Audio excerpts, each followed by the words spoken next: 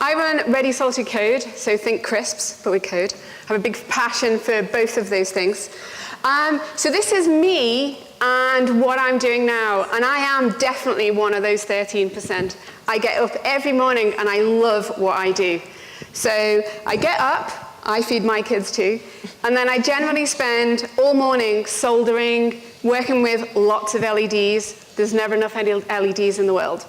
And so one of the things that we do at Ready Salted Code is it's looking at computer science education and merging it with the arts and the digital. So I was a computer science teacher for 10 years. I taught all the way up to A-level.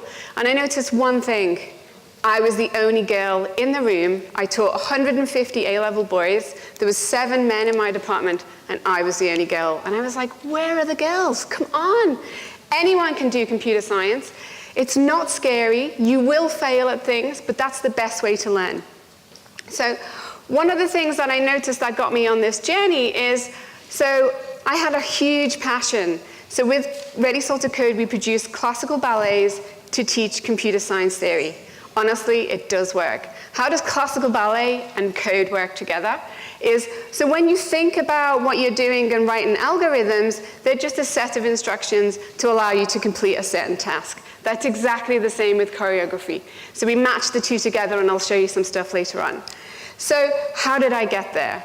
So for my passion when I was little, so I went to dancing school from the age of 4, and I absolutely loved it. That was what I wanted to be. I wanted to be a ballet dancer. The other thing I loved was the Dragon 32 and playing ice castles. I mean, check out those graphics, they're just awesome. So one of the things that you do when you load a game when you're as old as I am and when we were very young is that you have to write about 150 lines of code just before you could actually play the game. And then there's another little image underneath it. I have a condition called spondylolisthesis, which means that the spinal vertebrae don't fit together. And unfortunately, my career ended as a ballet dancer at age 16 with my first spinal fusion. So your dreams kind of get shattered in front of you, and what are you going to do? You do something else that you love. So at the time, I felt like technology wasn't available to me. I felt like it was a guy's domain. It was all, weird geeks doing boy stuff, and that's what it was like when 20-odd years ago. So I went into travel and management because they were the things that I really loved. So I did that for my degree. I did international management and languages, and then my first job out of uni was actually at a tech company. And then my second job was at a tech company. My third job was at another tech company. And then I went to Australia. I was the studio manager at the University of New South Wales in their design studio, and that's where my love of design and technology happened.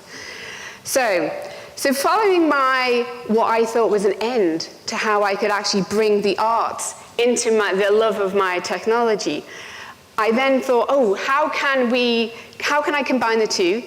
And how can I then impart this knowledge onto other people? My massive passion is sharing.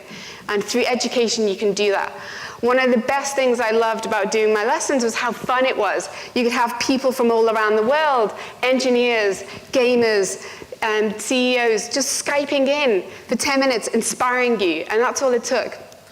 So this is me now. And this is how I'm using technology. That's me. That's my implant. I have something called a high-frequency spinal cord stimulator. So how many of you have messed around with the microbit or an Arduino or a Raspberry Pi? Any of you? Any of you done any programming? Okay, so imagine a kind of more sophisticated Raspberry Pi, Arduino, or microbit implanted here. Then an extension cord, and then next to the spine is actually something called an electrode. So it has 8 electrodes. What that does, it produces electrical signals to counteract the pain signals going to my brain. So for me, technology has empowered me to do the thing that I love, which is dancing.